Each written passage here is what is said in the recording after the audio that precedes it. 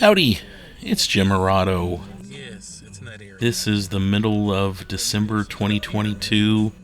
We're in Santa Claus, Indiana, a little town that I admire quite a bit. It's really cool. It's got a lot going on. Of course, I think it's most well known for having Holiday World, which when I was younger we called it Santa Claus Land. It used to be called Santa Claus Land, and I remember going there as a little kid at one point, and we loved it. And I still love this place, still love this town.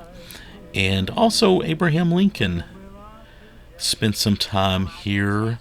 He moved from Kentucky to Indiana and was there for a good chunk of time before he moved on to Illinois and became, well, Abraham Lincoln.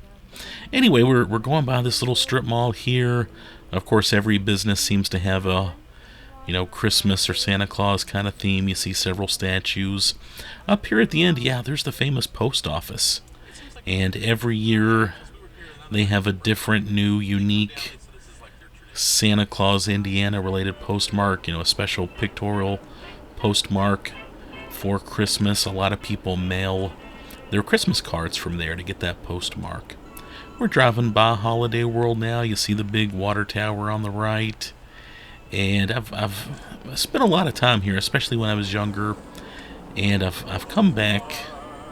It's been a few years since I was there, but I know there for a while we were still trying to get back, even as adults, just to enjoy Holiday World. It's a fun place. But we're going to the Santa Claus Museum up here, and especially on weekends during December, this place can get crowded.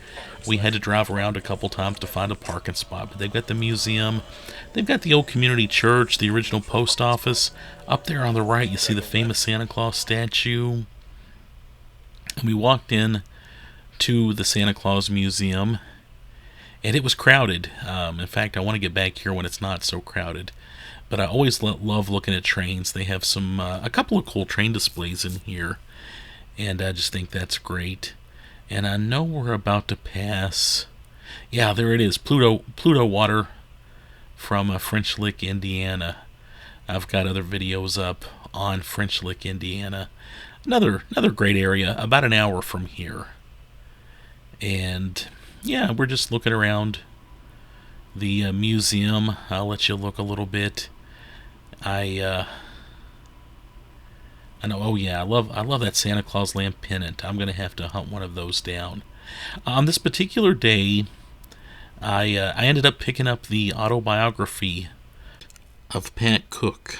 Pat Cook, who yeah, will forever be associated with Santa Claus Indiana, Santa Claus Land Holiday World, and the whole thing about kids sending their letters to Santa through Santa Claus Indiana. They had her autobiography. They didn't have any signed copies, and I asked that nice lady at the register if they happened to have any signed copies, and she kind of whispered to me that they didn't, but Pat was actually there that night, and she may have been helping Santa's elves. And I didn't want to disturb her, but they offered to make sure I had a signed copy before I left, and I definitely took them up on that offer. And I've actually read most of that book. I've just got maybe 20 pages or so to go. Pat, she was born in the 1930s, and if you've been around her, she could lie about her age by several decades, and you would believe her. She looks great. At least I saw her maybe 5 years ago. I bumped into her at Holiday World. She was cleaning. I mean, she was out doing the dirty work, and I just said hello to her, and she stopped and talked to me like we were old friends. And I thought that was very special and very sweet. I have a lot of respect and admiration for her, especially after reading her book. She was a member of the Daughters of Charity for a while, kind of devoted herself to her religion for a little bit, and also to nursing.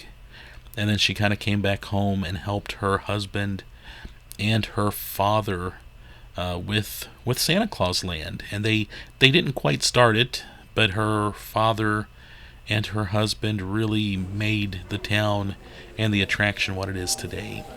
And here's the old church that's on the property. It's a very nice old church, obviously small, but you know this church has been around for forever. I love that stove over there, and it's great that they've preserved this. And again, I've been here on days when it's not been crowded. In fact, my wife and I have been here at times where it's just us, and they've given us a nice little tour. And I really like what they're doing here. Every small community should have a museum like this where they've preserved a couple of old buildings and the area's history. And there, of course, is the famous Santa Claus statue. I believe it was put there in the mid-30s. I've got a couple of old postcards with that great statue on it, and it is huge. It's been fixed up a little bit over the years, but I think it looks great. And of course, that is one great photo op if you're going to be in this area. But I love the Santa Claus Museum. It is a very short drive, maybe not even half a mile from Holiday World. If you're bringing the family to Holiday World, spend an hour, come over here. You can cover this place fairly quickly, but it's just great. Here's the old post office. Again, another building that was moved to this spot and preserved, and now kids and adults can go and write letters to Santa Claus here on the weekends in December. And they might be open during the week too. I was here on a Saturday. But I stuck my head in, and they did encourage me to write a letter. I did not take them up on that, but I thought that was very sweet. It kind of touched my heart. Right now we're over at Santa's Candy Castle, maybe a quarter of a mile down the road from the museum. Another classic building that's now a business that sells candy. If you look across the road, you can see some of the remnants of the old enchanted forest. And they were roasting chestnuts this night. There was a bit of a line to get into Santa's Candy Castle, but we were okay with that. We got together with some old friends from Owensboro that I hadn't seen in a while, and we just had a good time chatting with them as we went through the line. And actually standing in the line was kind of fun. We got to get a nice look at all of the candies available at the Candy Castle, and they have a ton of Pez. Big on Pez here, which makes sense. I like Pez. Pez are cool. You saw those cases of Pez and the giant Pez dispensers. They've look at those cases of Pez. A lot of retro candies here too. I thought that was pretty neat. I ended up buying it was a little candy dispenser with a monkey, and you kind of pushed on it, and it kind of played a little music. It was it's hard to describe, but I did make a purchase here, and they are famous for their hot chocolate also. Yeah, just a huge line, but it was okay. I think everybody was having a good time. I do know a lot of national news networks have covered Santa Claus lately, the town, and it does get some attention, but in my opinion, it's still an underrated town. It doesn't get the attention it deserves.